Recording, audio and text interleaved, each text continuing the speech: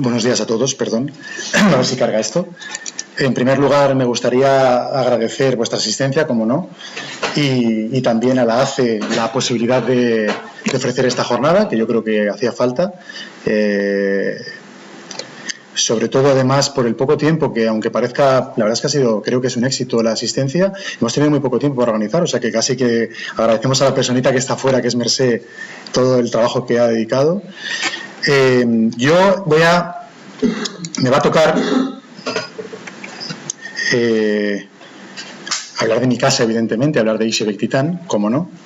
A mí me va a tocar hablar sobre los requerimientos técnico-normativos para anclajes y micropilotes, en principio autoperforantes, aunque voy a intentar hacer también un poco, digamos, la generalidad, ¿no?, de lo que se exige en cuanto a materiales para anclajes y micropilotes. El contenido de la charla la he organizado pues un poco primero como un primer bloque, ¿no?, explicando qué es un autoperforante y explicar el sistema ISE Bectitan con sus campos de aplicación, y luego en un segundo bloque el marco normativo vigente y los requerimientos y cumplimientos técnico-normativos, para pasar a unas consideraciones finales que creo interesantes. Voy a entrar en harina ya directamente. Ups. Bueno, aquí voy a hacer una cosa, y es que pongo ahí dentro vídeo, que voy a enseñaros esto, simplemente. Es una tontería, pero...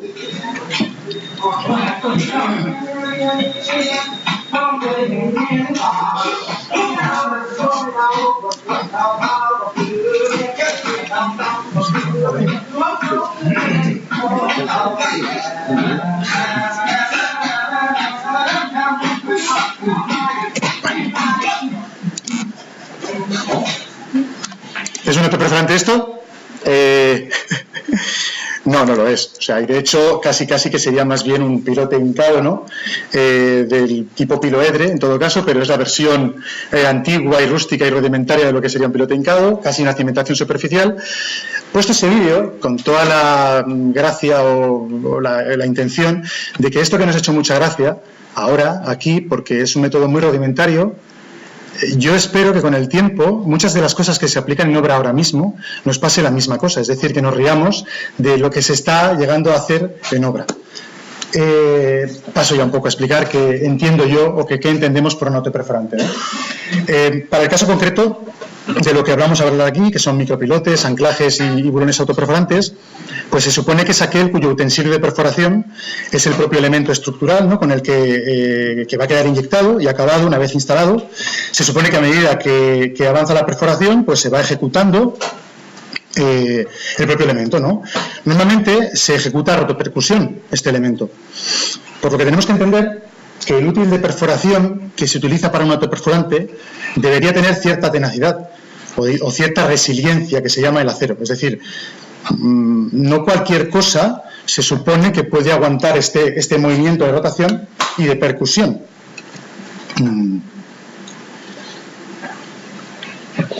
Generalmente, también es verdad que el autoperforante se utiliza para suelos no cohesivos o poco competentes, rocas fracturadas y o meteorizadas, donde sería necesaria la intubación, ¿verdad? Por lo que se entiende también, como ya han hablado otros ponentes, pues que hay mayor rendimiento que una perforación tradicional revestida. Vale. Yo insisto en lo de que por lo que el útil de perforación ha de tener cierta tenacidad, ¿vale? Ha de ser una herramienta, o sea, que si estás autoperforando ha de ser algo que aguante y que sea competente estructuralmente. ¿Qué se está utilizando ahora mismo como autoperforante, ahora mismo vigente aquí en España, ¿vale? Bueno, aparte de la tubería lisa de diferentes calidades, Machi Embrada, también tubería lisa de diferentes calidades con manguito externo. No he puesto fotos, no traigo fotos porque tampoco quiero ni sacar otras calidades. Otras ponencias seguramente lo sacarán. Luego también hay barras roscadas tipo R con manguitos externos, barras roscadas tipo T con manguitos externos, y luego está pues la rosca Titán, la nuestra, ¿no? ISE Titán. Contrariamente de lo que podamos pensar, porque también hay a veces mucho debate, ¿no?, de si los autoperforantes están tipificados y clasificados en la famosa guía de micropilotes o incluso en la norma, pues yo os tengo que decir que sí, que están tipificados. De hecho, en la guía de micropilotes, en el apéndice primero de la guía, lo primero que nos sacan es una tabla de clasificación de los micropilotes en general, tengo que explicaros que además esta tabla está sacada precisamente de la norma que sí que existe de micropilotes, que es la 14199, donde podríamos decir que son pues elementos perforados por rotopercusión, que es un perfil tubular u otro perfil estructural, que tiene una inyección durante la perforación de lechada, normalmente, y que, bueno, las opciones son que, evidentemente, una punta ensanchada o una inyección en varias fases a través de la propia armadura. O sea, que están tipificados y clasificados. Paso a explicar, intento ir rápido porque tampoco es el objeto de la jornada, pero el sistema Titan se compone, para los que lo conozcáis, los que los conozcáis seguramente esto lo conocéis perfectamente, se compone de barras del elemento portante, que como digo es la que además es el utensilio de perforación, que se conecta sucesivamente con manguitos. ¿Vale? El manguito además es especial porque tiene un anillo central que garantiza la transmisión de carga correcta de todos estos elementos. Hay que elegir una boca de perforación en función del tipo de terreno y luego pues se pueden establecer una serie de centradores en función de si es necesario en el terreno o no, sobre todo en anclajes quizá sería más idóneo que en un micropilote, que no es necesario quizá, y luego conectar, es muy importante, como decía Luis, la conexión en cabeza. Bueno, pues el sistema Titan tiene un estándar ya de placas y de tuercas. Este sistema lo que hace es que, digamos, tiene dos fases, básicamente tres, de ejecución. La primera en la que se inyecta una lechada pobre en cemento. Tú estás perforando, digamos, con la barra sucesiva con los manguitos y la boca elegida. Estás inyectando una lechada de cemento o un agua o un aire en función de lo que el terreno te diga o permita, o la pericia incluso del maquinista, para básicamente sostener ese taladro. O sea, al final esto viene a ser el revestimiento que no tenemos, lo hacemos mediante una lechada pues, o un fluido que más o menos aguante el avance del taladro mientras se está ejecutando. Cuando se llega a la longitud de proyecto deseada, entonces inyectamos la relación agua-cemento que toca. Aquí ponemos, en los catálogos alemanes nuestros, somos quizá demasiado estrictos en lo que ponemos, ¿no? Pero no tengáis en cuenta, al final lo importante es lo que diga el proyecto. El proyecto normalmente en España siempre las concentraciones de agua lechada, o sea, las relaciones de agua-cemento son de 0,5 más o menos. Y también, olvidaos también de lo del tema de las presiones, es decir, al final lo importante es hacerse con la perforación, aguantar ese taladro y cuando se llega al final, pues eso sí, intentar hacer un fracking, una rotura de ese terreno, pero que también te lo va a marcar el terreno. No es lo que diga el catálogo de Ischebeck, que también estamos muy habituados a, bueno, es que lo ponéis aquí. Bueno, hay que a veces interpretar las propias informaciones, ¿no?, que da el fabricante. Esto sería para el caso de un anclaje, por ejemplo, ya lo veis. Lo mismo, veis cómo salen las presiones de cemento. Luis lo ha explicado muy bien también, el tipo de boca, el por qué esa boca ensancha el terreno. Un poco el producto final sería este, ¿vale? Más o menos, es verdad que este es un terreno bueno, es una arena más o menos gravosa, sobre todo casi unas gravas. Estamos aquí, por ejemplo, la barra Titan. Esta es una 3011, vemos que esto sería el diámetro nominal de la boca de perforación utilizada. Se ha impregnado el terreno con cierta inclusión, ¿no?, de esa lechada de cemento en el propio mazacote o en el propio cuerpo cementicio, con lo que estás haciendo un diámetro muchísimo mayor que va a tener muchísimas más adherencia en el terreno. Y este es el cemento, digamos, de proyecto, el que está pintado, que es el de proporción de proyecto, ¿no?, de agua 0,5. Bueno, veis un poco el aspecto general de cómo queda. Fijaos en esta fotografía, luego cuando entre un poco en materia normativa o de requerimientos que deberían pedirse a un autoperforante, os voy a explicar también esto, que es un detalle muy curioso. ¿Veis? Ese es el cuerpo cementicio, cómo migran las fisuras del tipo de rosca, nunca llegan al final del revestimiento. Se producen muchas fisuras, pero nunca llegan al final. Esto está ligado a la corrosión, a cómo se comporta este tipo de barra en la corrosión. Y a la durabilidad que se le puede dar a este tipo de elemento, ¿no? Bueno, más fotos también de diferentes ensayos, de cuerpos exhumados, una vez ejecutados se han exhumado, se han excavado y se han visto cómo son. Detalles importantes de cómo es la formación en cabeza de un micropilote Titan. Este es el caso de un micropilote pues que tiene que trabajar en un encepado, ¿no? Tenemos aquí la placa, una tuerca y una contratuerca que sujeta esta placa. He puesto aquí que esto es la longitud mínima de embebimiento en ese posible encepado, ¿no? Esta longitud está en función de si trabaja a tracción o a compresión. En este caso, por ejemplo, sería un micropilote que trabaja a tracción, puesto que las deformaciones se van a establecer en este punto, y si fuera a compresión, las deformaciones o la carga es en este punto. Todo esto lo tenemos tipificado en Abacos y estandarizado, como bien decía también Luis, que al final está estudiadísimo y ensayado, ¿no? Qué tipo de placa y qué tipo de tuerca, o sea, qué tipo de placas, perdón, se necesitan para cada uno de los elementos. En el caso de un anclaje, eso sería un anclaje permanente, lo mismo también, la placa, la tuerca, la consideración del sellado, cómo queda esto embebido en lo que sería la pantalla. En este caso es de tablestacas, pero bueno, puede ser una pantalla normal y corriente. Esto es un anclaje temporal, también, la disposición en cabeza, un poco para que tengáis el orden de magnitud, ¿no? ¿Cómo es?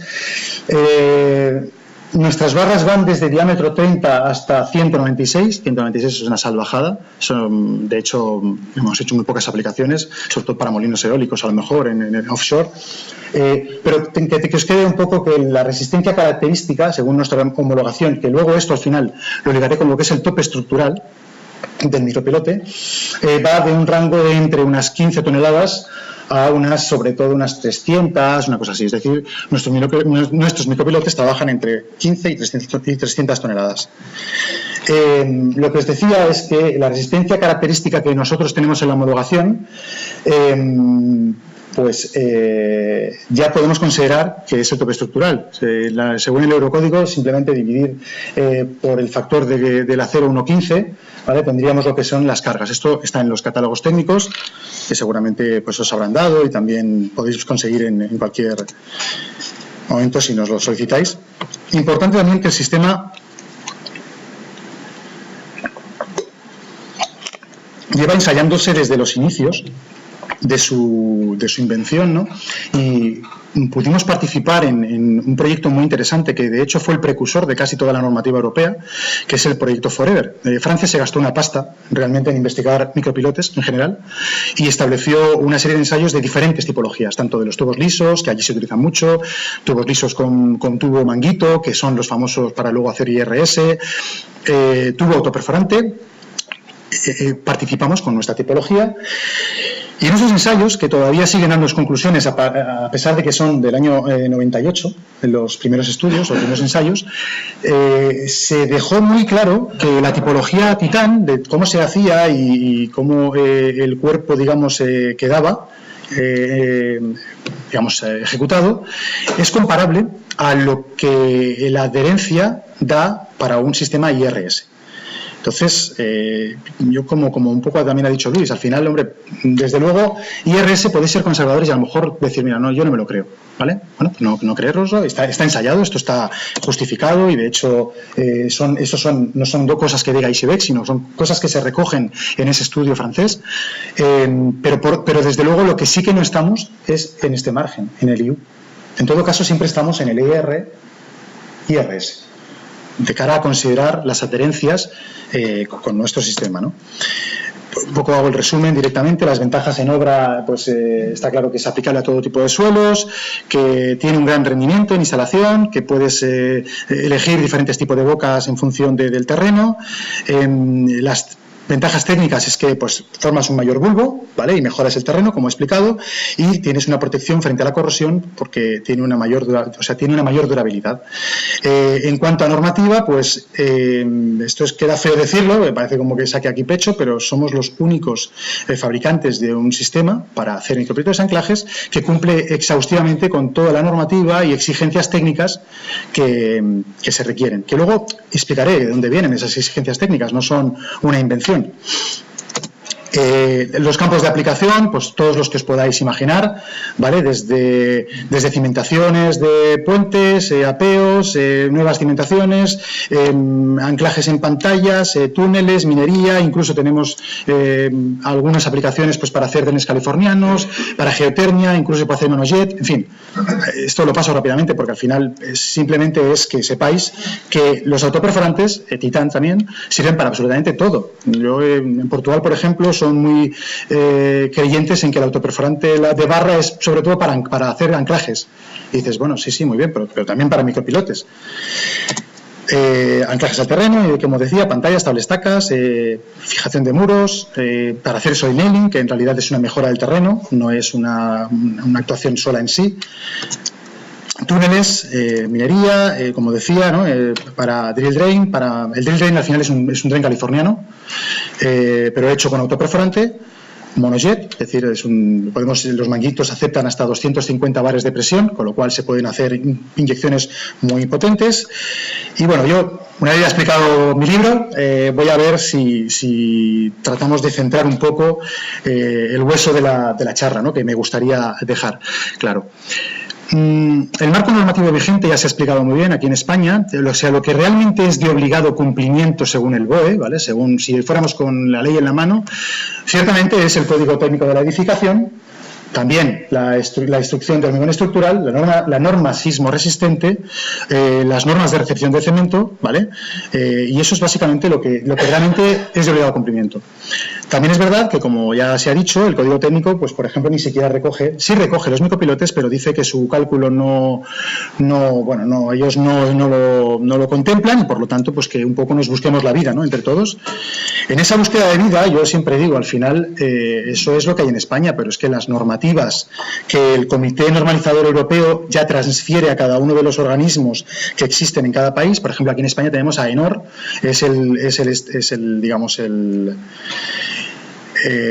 la institución, ¿no?, que recoge las normas de europeas y las transfiere aquí a normas, pues se recogen por ejemplo, para hacer bases de diseño estructural o las acciones en estructuras, pues es el Eurocódigo 1. Para hacer proyectos geotécnicos, la investigación y los ensayos de los ensayos geotécnicos es el Eurocódigo 7. Luego existe una serie de eurocódigos, pues para estructuras de hormigón, de acero, mixtas, madera, fábricas, sismos, aluminio, que la verdad es que son muy farragosas, pero tienen muy especificadas todos los condicionantes que se requieren a esas actuaciones. Para el caso concreto de micropilotes existe una norma que es la 14199, además bastante actual, mayo de 2015. Para los anclajes también existe una norma, la 1537, que es de julio de 2015, la última. Para soil nailing, que insisto es una mejora del terreno, se puede traducir aquí como claveteado, es también de febrero de 2013, la 14490. Y luego tenemos, en España, recogemos una serie de guías divulgativas muy correctas, muy didácticas, que llamamos como normativa, pero tampoco lo es, aunque es un buen punto de referencia, que digamos que no están actualizadas tampoco, porque al final, fijaos, este párrafo yo lo he sacado directamente de la guía y dice: la utilización de esta guía en el proyecto de construcción y seguimiento de las obras permitirá en el futuro matizar y completar los criterios recogidos en la misma, teniendo en cuenta que se trata de un tipo de trabajos en los que los avances e innovaciones se producen de manera casi continua, ¿no? Bueno, esto es el año 2005, pues, ya han pasado cosas y se pueden aceptar otra serie de criterios. Pero insisto que está muy bien esta norma, ¿eh? O sea, no vengo aquí a desmontar la norma. De hecho, la norma está basada la guía de la carretera está basada en la norma de micropilotes y la de anclajes en la de anclajes. Los materiales que se requieren en esas normas, y también la guía más o menos lo especifica, quedan estipulados en su principio, en los preámbulos, y un poco se recogen el tipo de material que se puede utilizar, teóricamente. Yo siempre digo que también las normas que tenemos y las que existen entran en contradicción en muchas de las cosas que se exigen entre ellas mismas. Es decir, yo ahora voy a empezar a hablaros, si os aburro, lo siento mucho, luego podéis preguntar tranquilamente y voy a intentar hacerlo ameno, pero es verdad que el Eurocódigo dice a veces unas cosas y las normas de micropilote y de anclaje luego a lo mejor dicen otra. Pero básicamente van repitiendo una serie de materiales que son los permitidos y que se pueden utilizar. Para anclajes tenemos estos, por ejemplo, la EN 10210 es un tipo de acero, otro tipo de acero sería pues el 10025, otro es el 10080, en fin. Por ejemplo, los cables, el cable de acero que típicamente utilizado es este, ¿vale? Están recogidos los materiales. Lo mismo para los micropilotes, es decir, tenemos que recogen, por ejemplo, la 10080, también se recogen pues los tubos lisos de recuperación petrolífera, pues serían estos, ¿no? La 11960 y la 10202, por ejemplo, 10210, perdón, serían, por ejemplo, los nuestros. Hay diferentes materiales que se recogen. Hago un resumen rápido de lo que el Eurocódigo dice que debe de ser un elemento de refuerzo, una armadura, ¿vale? Se supone que tienen que estar limitadas siempre entre 400 y 600 megapascales, por un tema de desarmonización con el hormigón. Es decir, al final el hormigón se puede formar un 3 por 1000, teóricamente se acepta un 3 por 1000. Bueno, pues eso lo veremos después, que al final ese número de hasta 600 viene de ahí. Viene de la deformación que tiene el hormigón con el acero. Se le supone también una ductilidad, de una deformación característica máxima en función también de la tipología, pues recoge una serie de ductilidad, entre 2,5 o 5%. Hay un ensayo que se debería hacer, o que dicen que se debe hacer para armaduras de refuerzo, que es el doblado-desdoblado, es decir, tú doblas una barra y la desdoblas y supuestamente tiene que quedar igual. O sea, no tiene que romper, tiene que tener un comportamiento elástico. Y luego una adherencia relativa, un factor de Corrua que le llaman, de esas roscas, ¿no? Que limitan a un 0,056 para diámetros mayores de 12 milímetros. Bueno, eso es un poco el resumen, ¿no? Al final, pues por ejemplo, Titán tiene el tipo de acero 10210, que es un tipo de acero S460, que tiene unos ensayos de ductilidad y de tenacidad recogidos en norma. Por lo que digo, insisto otra vez en el principio de la presentación, ¿no? Si es un autoperforante, se supone que va a ser dañado, tiene que ser rotopercutido, en principio, pues va a tener un daño ese acero. O sea, por lo tanto, se le tiene que hacer, o tiene que cumplir esas exigencias de que no vaya a ser, o que no vaya a sufrir un colapso una vez instalado. Para saber ese tipo de ensayo, es un ensayo también normalizado que se llama ensayo Charpy, que mide la energía liberada en un impacto. Esto está totalmente, digamos, reglado en laboratorio, a unas condiciones características, se le da un golpe a ese acero y, bueno, y suelta una energía liberada, ¿no? Esa energía se mide en julios y se supone que tiene que estar en orden de, pues, como poco más de 40 o más de 50 y tantos julios ese acero, para no tener comprometida digamos, el daño, ¿no? En cuanto a su resiliencia. Entonces, bueno, los aceros, digamos, que están en norma lo cumplen, ¿vale? El 210 lo cumple, no así, por ejemplo, los aceros que aunque están en norma, pues por eso decía que entra a veces en contradicción, ¿no? Aunque están en norma los aceros de tubería lisa, pues ni siquiera se le exige a una tubería N80, pero por norma, no digo en obra, no se le exige que se le haga un ensayo Charpy para saber si tiene la resiliencia, la tenacidad adecuada como para ser autoperforada. Entonces, yo no digo que un micropilote de intubación, o sea, entubado y que luego se meta un tubo liso, no esté mal, porque está bien, de hecho se utiliza y es correcto, pero yo discuto, y SEDEC discute, el hecho de que se utilicen tubos lisos para autoperforar, tengan o no manguito externo. Es decir, aunque un maximbrado ya me parece complicado, porque es que además estás comprometiendo estructuralmente el elemento, pero es que aunque tenga tubo exterior, o sea, aunque tenga un manguito exterior, perdonadme, también lo estamos dañando en la perforación. Entonces, bueno, yo lo dejo ahí. Insisto en lo que os explicaba antes, ¿no? El por qué está limitada el límite elástico entre 400 y 600, simplemente es por la deformación de lo que decía, del acero en el hormigón, que se supone que tenemos un módulo de elasticidad de 200.000, pues que si es un 3 por 1000 lo que permite, pues hasta 600 megapascales estaría perfecto, y más, pues no debería utilizarse. Además, esto lo ligo también a que hay estudios, y todo el mundo sabe, digamos, de la ingeniería industrial de acero, o sea, esto no son cosas que todo el mundo deba saber, pero también yo os digo que el riesgo de corrosión está estudiado, que teóricamente a partir de 800 megapascales, ya de por sí, cuando un acero tiene una tensión, ya entra en riesgos de corrosión, pero simplemente por entrar en tensión, no ya porque haya entrada de agua, no, simplemente porque ese acero entra en tensión, pues tiene ya un riesgo de corrosión a partir de 800. Entonces, también vuelvo a insistir, es decir, se permiten cosas que son totalmente válidas, pero bueno, entra también en contradicción, ¿no?, el hecho de que son aceros que están por encima de ese límite elástico. Algunos porque han sido tratados térmicamente, algunos porque tienen un elevadísimo límite elástico y además una muy baja deformación, o en realidad avisan muy rápido de que van a romper, de que van a entrar en rotura. Bueno, estos son los aceros corrugados para la construcción. Aquí estaría, por ejemplo, el acero que utiliza Titán, siempre por debajo de 600 y desde luego con una elongación importante.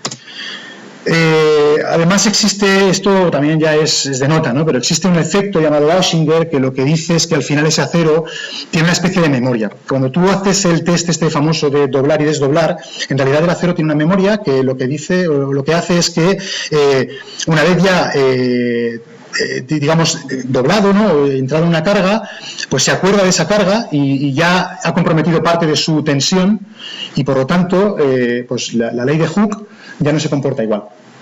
Entonces, simplemente, pues también que sepáis que algunas cosas que no están en normativa no cumplen eso, ¿no?, el hecho de que no se comportan igual a compresión que a tracción, porque una vez entran en compresión, pues tienen una carga, una tensión dada que luego no es capaz de recuperar la tensión, y por eso habría que también tener en cuenta ese tipo de comportamiento. Bueno, aquí tenéis un ejemplo de lo que decía, del doblado-desdoblado, ¿no?, de cómo algunas barras pues rompen cuando haces ese ensayo. Otra cosa importante también es el factor de corrúa. El factor de corrúa no es una fórmula nada compleja, es decir, al final es simplemente el cociente que te sale entre la separación entre cada corruga y lo que vuela esa corruga, ¿no? Entonces, bueno, pues está estudiado que, pues por ejemplo, para los aceros, digamos, que son los que se utilizan en refuerzos de armados, ese factor no debe exceder el 0,056 según el Eurocódigo 2, que es el que trata de ese tipo de estructuras. Bueno, otras barras pues quizá están muy por debajo de ese factor de corruga, nosotros estamos muy por encima, pero es que un tubo liso ni siquiera tiene factor de corruga. Entonces, vemos un poco, ¿no?, cómo se va a comportar. Esto es una vez un elemento entra en carga. Yo aquí he puesto una comparativa de diferentes materiales. Una vez entra en carga ese material, veis que un tubo liso se va a comportar de la siguiente manera, y es que va a tener roturas o grietas longitudinales en toda su longitud, nunca mejor dicho, además mucho más abiertas, de 0,1 milímetros, que por cierto es lo que también la norma requiere. Una barra tipo Gay, por ejemplo, que no es roscada en toda su longitud y es maciza, esto ni siquiera es un autoperforante, pues podría tener este tipo de dibujo, ¿no?, de cómo se agrieta. Por lo tanto, aquí va a tener también, pues va a ser expuesta a la corrosión. Una barra tipo R va a tener también menos fisuración, pero muy grande, muy elevada, y que va a migrar a su revestimiento. Y esto es una barra tipo T, tipo Titán, ¿vale?, que además es especial. El tipo de corruga ni siquiera es, no sé si luego podéis ver fuera si queréis, o el tipo de barra no es una barra en forma de T, sino que además hace como una especie de surco que facilita, ¿no?, que el hecho de que las fisuras que se forman y se formarán no migren nunca hacia el exterior del revestimiento. Por lo tanto, esto es garantía digamos, de durabilidad en cuanto a pues un elemento permanente. Y así después os diré que tenemos el sello, en la homologación alemana tenemos el sello de conforme es un elemento permanente. Esto son dos tipos de micropilotes excavados y exhumados. Esto es un tubo liso, se excavó. Fijaos como la fisuración en toda su longitud. Este tuvo que ser, digamos, picado, ¿no?, para sacar a ver dónde estaban los elementos, porque al final se excavó y se exhumó con el cuerpo cementicio intacto. Estaba todo un mazacote, ¿no? Bien, además también es importante, y la norma lo dice, también dice, ojo, porque lo importante también no es la barra en sí, es también el elemento de unión de esas barras, es decir, los ensayos o la capacidad que se le supone al elemento portante no debe quedar comprometida en las uniones. Por lo tanto, los ensayos que se deben facilitar normalmente es de todo el conjunto, de barra, manguito, barra. Si además es con el cuerpo cementicio, ya esto es la hostia, ¿no? Pero vamos, que lo importante es sobre todo no comprometer esa carga.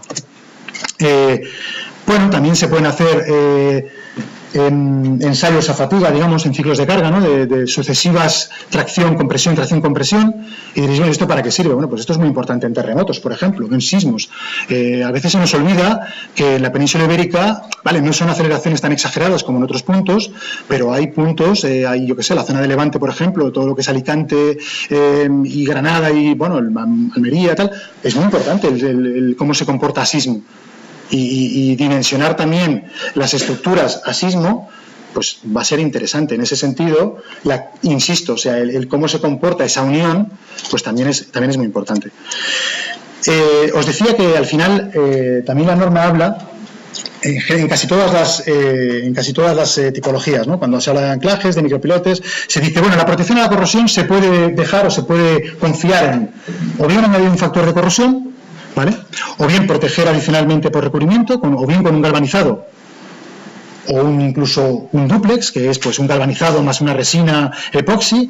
Podría incluso plantearse un acero inoxidable, pero también es válido, y la norma lo recoge, también es válido un recubrimiento suficiente de lechada de cemento, mortero o hormigón. O sea, precisamente, y sobre todo con lo nuestro, por el cómo se comportan las roscas, ¿no? en ese elemento puesto en carga. O bien una combinación de todos ellos. Bueno, yo voy a acabar, la verdad es que he ido más rápido de lo que esperaba y casi me lo vais a agradecer. Para mí, sobre todo, quería decir que a mí esta jornada lo que me interesa sobre todo es que al final de todo podamos hacer una especie de debate, ¿no? Y que pongamos en común cosas que seguramente están pasando en obra y podamos pues conversar acerca de ello.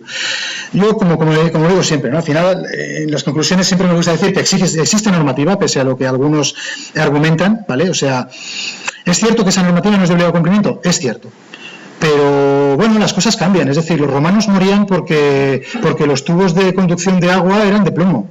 Y hoy en día se nos pone la mano en la cabeza, o nos ponemos la mano en la cabeza si utilizáramos pues otro tipo de conducción que no fuera de cobre para nuestros sistemas de, digamos, de climatización, ¿no? de gas.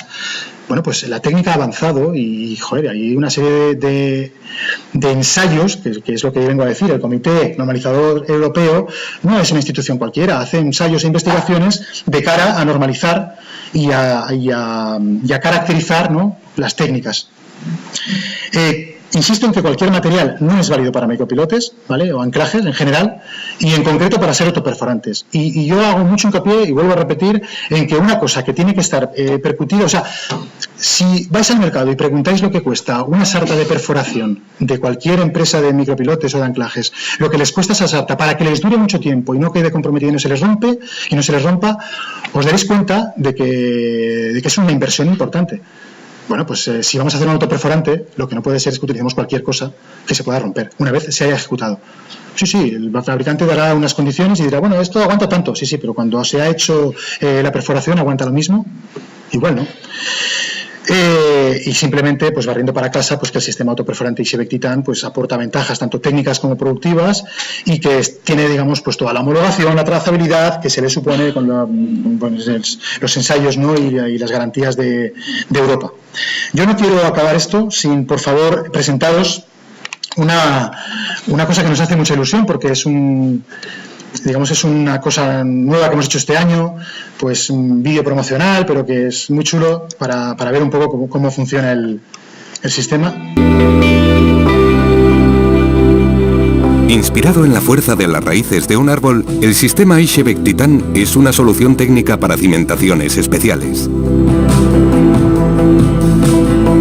Titan se compone de una barra de acero como elemento portante, que incorpora sucesivos manguitos de empalme que aseguran la transmisión de carga tanto a tracción como a compresión y permite cargas cíclicas y dinámicas con cambio de signo. Además del centrador, encontramos la boca de perforación perdida, que ofrece una amplia gama para distintos suelos y necesidades. La barra portante de acero estructural es autoperforante y cuenta con certificados de calidad acorde a normativa europea.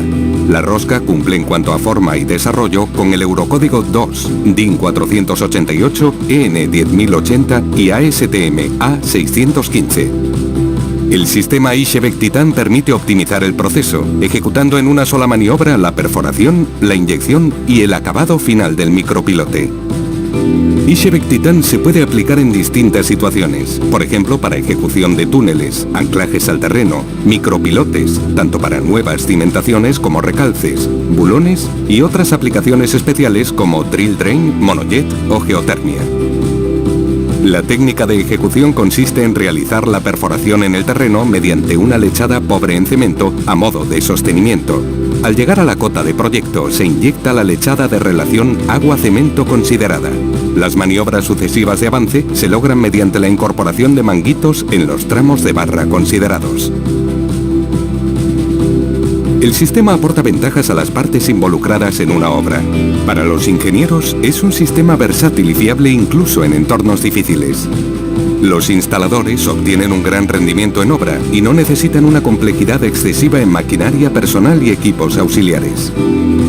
El promotor no tendrá sobrecostes y contará con protección duradera frente a la corrosión. Una de las aplicaciones más novedosas de Titan está en el campo de la geotermia, de forma que otorga a la cimentación la propiedad de captación de energía geotérmica para apoyar la climatización del edificio proyectado. Desde hace más de 130 años, Ischebec desarrolla soluciones geotécnicas con éxito, participando en grandes proyectos en todo el mundo. ¿El mejor resultado? La confianza y satisfacción de nuestros clientes. Micropilotes Ischebec Titan. La innovación se impone.